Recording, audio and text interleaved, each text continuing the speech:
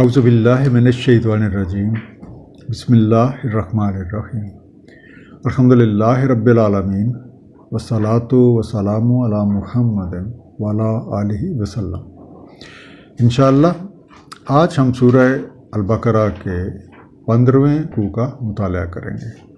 یا بنی اسرائیل اذکروا نعمتی التی انعمت علیکم، اے بنی اسرائیل یاد کرو میری نعمت جو میں نے انعام کی تم پہ۔ وَأَنِّي فَضَّلْتُكُمْ عَلَى الْعَالَمِينَ، یہ کہ میں نے فضیلت دی تمہیں عالمین پہ۔ وَاتَّقُوا يَوْمًا لَا تَجْزِي نَفْسٌ عَن نَفْسٍ شَيْئًا، اور محتاط رہو اس روز سے کہ نہیں جزا ہو پاتا کوئی بھی نفس کسی دوسرے نفس کی خاطر کسی شے میں۔ وَلَا يُقْبَلُ مِنْهَا عَدْلٌ وَلَا تَنْفَعُهَا شَفَاعَةٌ وَلَا هُمْ يُنصَرُونَ، اور نہ قبول کیا جاتا ہے اس سے کوئی بدلہ، نہ نفع دیتی ہے اسے کوئی شفاعت، اور نہ ہوتی ہے ان کی کوئی نصرت۔ عدل ان کا لفظ انڈرلائنڈ ہے، اس کا معنی ہے مکافات۔ جو ایک کوئی نقص پڑ گیا ہے اس نقص کو متوازن کرنا، جو اسے برابر کر دینا، جو دور کرنا، تاکہ وہ پہلے جیسی حالت جو ہے وہ دوبارہ ریسٹور ہو جائے، یا آپ اسے تلافی کا عمل بھی کہہ سکتے ہیں، اور انگلش میں آپ کہہ سکتے ہیں کمپنسیشن۔ یہ آیات سورہ بقرہ کی آیت نمبر 47 اور 48 جو ہیں، آپ اس کی دہرائی یا ریپیٹیشن بھی کہہ سکتے ہیں۔ اس دہرائی کا مقصد بنی اسرائیل کو یاد دلانا ہے کہ جب تک تم نے اللہ تعالیٰ کی ہدایت کو قبول کیا اور اس پہ عمل پیرا رہے، اپنی زندگی کو اس کے مطابق گزارا، تو تمہیں زندگی کی بہترین نعمتیں ملیں اور تمہیں اپنے ہم اثروں پہ فضیلت حاصل رہی۔ یعنی اللہ تعالیٰ کا جو فضل ہے وہ حکم الہی پہ عمل کرنے سے حاصل ہوتا ہے، محض باتیں بنانے سے یا کسی پارٹیکولر قوم یا قبیلے سے تعلق رکھنے کی وجہ سے نہیں ہوتا۔ اس قانون کے مطابق عقل مندی کا تقاضا تو یہ ہے کہ انسان موت کے بعد جو آنے والے مراحل ہیں ان کے بارے میں محتاط رہے، کیونکہ اسے اپنے تمام اعمال کا حساب دینا ہے، اور ایسے وقت میں کوئی رشتہ ناتا، کوئی تعلق کام نہیں آتا، نہ کوئی بدلہ قبول کیا جاتا ہے، نہ کسی کی شفاعت قبول ہوتی ہے، اور نہ کوئی مدد کر سکتا ہے۔ وَإِذِ ابْتَلَىٰ إِبْرَاهِيمَ رَبُّهُ بِكَلِمَاتٍ فَأَتَمَّهُنَّ، تو جب جانچا حضرت ابراہیم علیہ السلام کو ان کے رب نے کچھ باتوں میں تو وہ پورا اترے ان میں۔ قَالَ إِنِّي جَاعِلُكَ لِلنَّاسِ إِمَامًا، فرمایا میں بنا رہا ہوں تمہیں لوگوں کے لیے ایک امام۔ قَالَ وَمِن ذُرِّيَّتِي، کہا حضرت ابراہیم علیہ السلام نے کہا اور میری ذریت سے؟ قَالَ لَا يَنَالُ عَهْدِ الظَّالِمِينَ، فرمایا نہیں حاصل ہوتا میرا عہد ظالمین کو۔ تو پہلا جو لفظ انڈرلائن ہے وہ ہے ابتلا، بلو سے بنا، جانچا، پرکھا، انگلش میں آپ کہہ سکتے ہیں ٹیسٹڈ یا ایگزامنڈ۔ بنیادی طور پہ بلو سے مراد کسی کی صلاحیتوں کے معیار کو پرکھنا ہوتا ہے۔ دوسرا لفظ جو ہمارے سامنے وہ ہے فَأَتَمَّهُنَّ، تمام سے بنا، انہوں نے تمام کیا، آپ کہہ سکتے ہیں انہوں نے پورا جو ہے وہ کیا، یا آپ کہہ سکتے ہیں وہ امتحان میں سرخرو ہوئے، جو ایک ریکوائرڈ سٹینڈرڈ تھا انہوں نے وہ کر کے دکھایا، تو ہی فلفلڈ دیم۔ تیسرا لفظ ہے جائلوں کا، میں آپ کو بناؤں گا یا میں آپ کو بنا رہا ہوں، کوئی بھی میننگ آپ لے سکتے ہیں۔ I am the one to make you۔ اور آخری جو لفظ انڈرلائن ہے وہ ہے جنالو، نیل سے بنا، نون یہ لام، اس کا بھی نہیں ہوتا ہے کسی چیز کو مل جانا، کسی کو پہنچ جانا، تو انگلش آپ کہیں گے ریچز۔ اب حق کے پرچم کو سر بلند رکھنے کے لیے بڑی ہمت اور حوصلے کی ضرورت پڑتی ہے۔ اس آیت میں حضرت ابراہیم علیہ السلام کے بارے میں جو ایک مثال پیش کی گئی ہے، اور عام طور پہ حضرت ابراہیم علیہ السلام کو خلیل اللہ بھی کہا جاتا ہے، تو وہ پورے عزم اور استقامت کے ساتھ معاشرے میں موجود تمام مشکلات کے سامنے ڈٹ گئے، اور ان چیلنجوں میں کہانت بھی تھی، بت پرستی بھی تھی اور خود سری بھی تھی۔ تو جب انہوں نے ان ساری چیزوں کا ایک بڑی پامردی کے ساتھ مقابلہ کیا، کامیاب ہوئے، تو اللہ تعالیٰ نے فرمایا کہ میں آپ کو لوگوں کا امام بنا رہا ہوں۔ اب آیت کے آخری حصے میں یہ بات بالکل واضح کر دی گئی ہے کہ محض کسی نامور شخصیت کی اولاد ہونے سے یا کسی پارٹیکولر قبیلے سے تعلق رکھنے سے کوئی فائدہ نہیں ہوتا۔ کامیاب ہونے کے لیے آپ کو اچھے اعمال کرنے پڑتے ہیں اور آپ کو مختلف امتحانات سے گزرنا پڑتا ہے۔ وَإِجْعَلْنَا الْبَيْتَ مَثَابَةً لِلنَّاسِ وَأَمْنًا، اور جب کر دیا ہم نے اس گھر کو مثابہ، لوگوں کے لیے اور امان والا، وَاتَّخِذُوا مِن مَقَامِ إِبْرَاهِيمَ مُصَلًّى، اور بنا رکھو تم مقام ابراہیم کو مصلی۔ وَعَهِدْنَا إِلَىٰ إِبْرَاهِيمَ وَإِسْمَاعِيلَ أَن طَهِّرَ بَيْتِي، اور ہم نے عہد لیا حضرت ابراہیم علیہ السلام سے، حضرت اسماعیل علیہ السلام سے کہ پاک رکھیں میرے اس گھر کو، للطوافین والعاکفین والرکع السجود، طواف کرنے والوں، اعتکاف کرنے والوں، رکوع سجود کرنے والوں کے لیے۔ جعلنا، ہم نے کر دیا، ہم نے بنا دیا، وی میڈ، البیت گھر، ہاؤس، مثابتاً ثواب سے بنا، لوٹنے کی جگہ یا جائے ثواب، اور ثواب ایسی کوئی چیز ہوتی ہے جس کا کوئی ریٹرن ملے، پلیس آف ریٹرن۔ اتخذوا، بنا لو، اختیار کر لو، ٹیک بھی آپ کہہ سکتے ہیں، اڈاپٹ بھی آپ کہہ سکتے ہیں۔ اس میں مصلی، مصلی بیسیکلی میٹنگ پوائنٹ، جہاں کھڑے ہو کے رابطہ قائم کیا جاتا ہے، کنیکشن اسٹیبلش کیا جاتا ہے۔ حضرت ابراہیم علیہ السلام نے اللہ تعالیٰ کے حکم سے خانہ کعبہ کی تعمیر کی۔ اللہ تعالیٰ نے اس گھر کو تمام نوع انسانی کے لیے ہدایت، امن اور سلامتی کا مرکز قرار دیا ہے۔ اللہ تعالیٰ نے حضرت ابراہیم علیہ السلام اور حضرت اسماعیل علیہ السلام سے عہد لیا تھا کہ وہ اس گھر کو طواف کرنے والوں، اعتکاف کرنے والوں، رکوع و سجود کرنے والوں کے لیے پاک رکھیں گے، یعنی نیک مقاصد کے لیے، جو جدوجہد کرنے والے ہیں اور عاجزی کے ساتھ سر تسلیم خم کرنے والے ہیں، ان کے لیے ہر قسم کے باطل سے پاک رکھا جائے گا۔ اس لیے اگر کوئی بندہ حضرت ابراہیم علیہ السلام کی طرح بلند مقام اور مرتبہ حاصل کرنا چاہتا ہے تو اسے بھی انہی کے نقش قدم پہ چلنا ہوگا اور انہی کے طرز عمل کی تقلید کرتے ہوئے اپنی ذات کو لوگوں کے لیے نفع بخش بنانا ہوگا۔ وَإِذْ قَالَ إِبْرَاهِيمُ رَبِّ اجْعَلْ هَٰذَا بَلَدًا آمِنًا، اور جب کہا ابراہیم علیہ السلام نے، اے رب کر دے اس دیس کو امن والا، وَارْزُقْ أَهْلَهُ مِنَ الثَّمَرَاتِ، اور رزق دے اس کے اہل کو، یہاں کے رہنے والوں کو، ثمرات سے، من آمنا منہم باللہ والیوم الآخر، جو ایمان لائے ان میں سے اللہ تعالیٰ پر اور یوم الآخر پر۔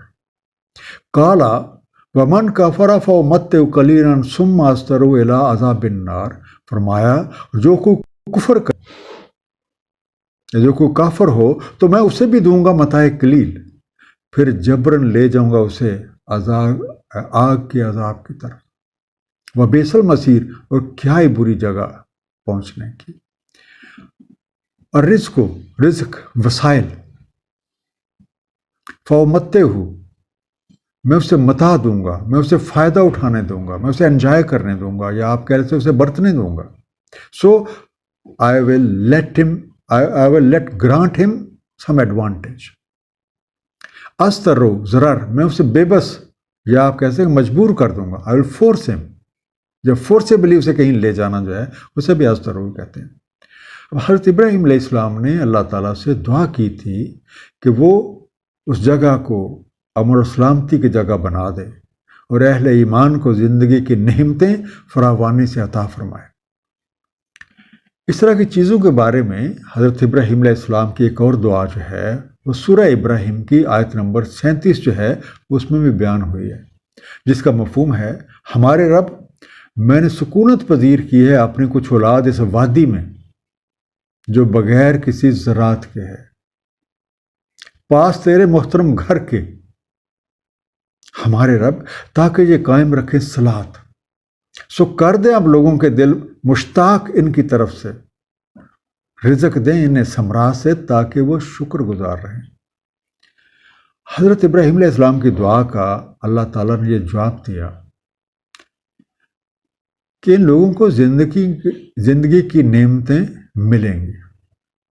ایسے کہا نا کہ سارے لوگ جو اللہ پہ ایمان لائیں، جو یوم الآخر پہ ایمان لائیں، ان کو آپ نعمتیں دیں، تو اللہ تعالیٰ کہ انہوں نے تو ہم زندگی کی نعمتیں دیں گے۔ بہرحال جو لوگ پیغام حق کی نفی کر رہے ہیں انہیں بھی ہمارے قانون کے مطابق متاع حیات ملے گی، لیکن آخرکار بے بسی کی حالت میں وہ مصائب میں مبتلا ہو جائیں گے۔ اب غور کریں، اس آیت میں دو طرح کے لوگوں کا ذکر ہے، ایک وہ جو اس دنیا میں اور آخرت پہ ایمان رکھتے ہیں، اور دوسرے جو صرف اس دنیا پہ ایمان رکھتے ہیں، تو پھر دونوں اپنی اپنی کوشش کے مطابق پھل پاتے ہیں۔ سورہ الاسراء کی آیت نمبر 18 سے 20 میں اسی بات کی وضاحت موجود ہے۔ ان کا مفہوم ہے جو کوئی ارادہ کرتا ہے اجلت کا، ہم اسے اجلتاً دے دیتے ہیں، اس میں سے جو ہم چاہتے ہیں اور جس کے لیے ہم ارادہ کرتے ہیں، پھر ہم کر دیتے ہیں اس کے لیے جہنم، جا پڑتا ہے اس میں مذموم دتکارا ہوا۔ اور جو کوئی ارادہ رکھتا ہے آخرت کا اور صحیح کرتا ہے اس کے لیے جیسی صحیح ہونی چاہیے، اور وہ مومن ہے، تو ایسوں کی صحیح مشکور ہے، ایسوں کی کوشش قبول ہو جاتی ہے۔ ہر ایک کو ہم مدد دیتے ہیں، انہیں بھی اور انہیں بھی، تمہارے رب کی عطا سے، اور نہیں ہے تیرے رب کی عطا رکی ہوئی۔ وَإِذْ يَرْفَعُ إِبْرَاهِيمُ الْقَوَاعِدَ مِنَ الْبَيْتِ وَإِسْمَاعِيلُ، اور جب اٹھا رہے تھے ابراہیم علیہ السلام بنیادیں اس گھر کی، اور اسماعیل علیہ السلام بھی، ربنا تقبل منا، ہمارے رب قبول فرما لے ہم سے، انک انت السمیع العلیم، بے شک آپ ہی تو ہیں سننے والے، علم والے۔ یرفعو، رفت دے رہے تھے، اونچا کر رہے تھے، کھڑا کر رہے تھے، ریزنگ، سیٹنگ اپ، القواعد، کا سے بنا، قواعد، بنیادیں، اور یہ پلورل کا لفظ ہے، اس کا واحد ہے قاعدہ، فاؤنڈیشنز۔ تقبل، قبول فرما لیں، ایکسیپٹ۔ جب حضرت ابراہیم علیہ السلام اور حضرت اسماعیل علیہ السلام یہ دونوں مل کے اس گھر کی بنیادیں اٹھا رہے تھے، تو انہوں نے دعا کی کہ اے ہمارے رب، ہماری عاجزانہ کوششوں کو قبول فرما لے، کیونکہ آپ پوری طرح جانتے ہیں کہ جو کچھ ہم دل سے کہہ رہے ہیں اور جو کچھ ہمارے دلوں میں چھپا ہوا آپ اس سے بھی واقف ہے۔ ہماری دعا ہے کہ اس مرکز سے وابستہ ہو کر ہم بھی اور ہماری آنے والی نسلیں بھی آپ کے ضابطۂ حیات کے مطابق زندگی بسر کریں۔ ربنا وجعلنا مسلمین لک ومن ذریاتنا امۃ مسلمۃ لک، اے ہمارے رب، بنائے رکھ ہمیں فرما بردار اپنا، اور ہماری ذریت سے ایک امت فرما بردار تیرے، وارنا مناسکنا وتب علینا، اور دکھا دے مناسک ہمیں اور متوجہ رہیں ہم پہ، انک انت التواب الرحیم، بے شک تو ہی توجہ فرمانے والا، رحم فرمانے والا ہے۔ امتاً، امم سے بننا، ایک نبی کے پیروکار بھی آپ کہہ سکتے ہیں، اور ایک ہی طرز فکر جو ہے اس کے اوپر جو لوگ قائم ہوں آپ انہیں بھی کہہ سکتے ہیں۔ تو بیسیکلی انگلش میں اسے کہتے ہیں کمیونٹی۔ آرنا، دکھا دے ہمیں، شواس، مناسکانا، ہمارے لیے احکامات، ارکان، رسمیں، یا آپ کہہ سکیں عبادت کا طریقہ کار، ویز آف ورشپ۔ تو یہ دعا جاری ہے، اے ہمارے رب، ہمیں اپنی حفاظت میں رکھ، اور ہماری اولاد کو بھی ہمارے نقش قدم پہ چلا، اور ہمیں وہ راستہ دکھا دے جسے فالو کرتے ہوئے، جس پہ چلتے ہوئے ہم اپنی منزل تک پہنچ سکیں، وہ والی منزل جو آپ نے ہمارے لیے مقرر کر رکھی۔ اور یہ صرف آپ کی ہدایت اور آپ کے فضل و کرم سے ہی ممکن ہے۔ ربنا وبعث فیہم رسولا منہم، اے ہمارے رب بعث فرمائے ان میں ایک رسول انہی میں سے، یتلو علیہم آیاتک ویعلمہم الکتاب والحکمۃ ویزکیہم، پڑھ سنائے انہیں تیری آیات اور تعلیم کرے انہیں کتاب، حکمت اور تزکیہ کرے ان کا۔ انک انت العزیز الحکیم، بے شک تو ہی عزت والا، حکمت والا ہے۔ عباس باس فرما، مبوس فرما دے، اٹھا کھڑا کر، اپوائنٹ، ریز اپ۔ الحکمہ، حکمت، حکمت ہوتی ہے کون سا کام یا کون سی یا کوئی بات جو ہے کب کرنی ہے، کس سے کرنی ہے، کس طرح کرنی ہے، کتنی کرنی ہے۔ انگلش آپ کہتے ہیں وزڈم۔ جو زکیہم، زکو سے بنا، ستھرا کرے، صاف کرے، پیوریفائی دیم، پرچ دیم، ان کے اندر سے جتنی بھی جو چیزیں نقصان دہ سب کو نکالے۔ اے ہمارے رب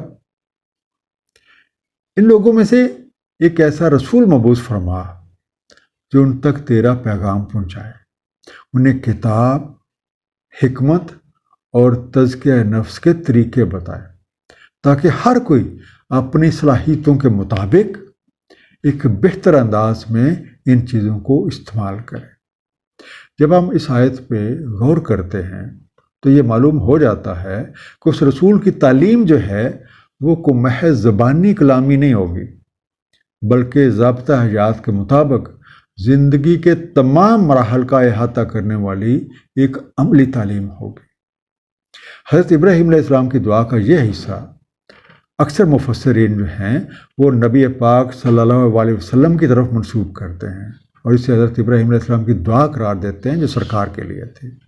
سورہ جمعہ آیت نمبر 2 جو ہے اس سے اسی دعا کا جواب کہا جاتا ہے، جس کا مفہوم یہ ہے وہی جس نے بعث کیا امیوں میں ایک رسول انہی میں سے جو تلاوت فرماتا ہے ان پہ اس کی نشانیاں، تزکیہ کرتا ہے ان کا، سکھاتا ہے ان الکتاب اور حکمت، جبکہ وہ تھے اس سے پہلے سری گمراہی میں پڑے ہوئے۔ مختصر خلاصہ، فضیلت اللہ تعالیٰ کے احکامات پہ عمل کرنے سے مشروط ہے، اور اس کی ایک مثال حضرت ابراہیم علیہ السلام ہے۔ جب وہ ہر طرح کی آزمائش میں پورے اترے تو اللہ تعالیٰ نے انہیں بنی نوع انسان کے لیے امام مقرر فرما دیا۔ اب کسی عظیم شخصیت کے ساتھ تعلق محض کی کوئی حیثیت نہیں ہے، اصل اہمیت اللہ تعالیٰ اور یوم آخر پہ ایمان رکھنا اور اعمال صالح سر انجام دینا ہے۔ حضرت ابراہیم علیہ السلام نے حضرت اسماعیل علیہ السلام کے ساتھ مل کے خانہ کعبہ کی تعمیر کی، جو کہ بنی نوع آدم کے لیے ایک مرکز اور ہر ایک کے لیے امن و سلامتی کا مقام ہے۔ صدق اللہ العلی العظیم، صلی اللہ تعالیٰ علی حبیبہ محمد و آلہ وسلم۔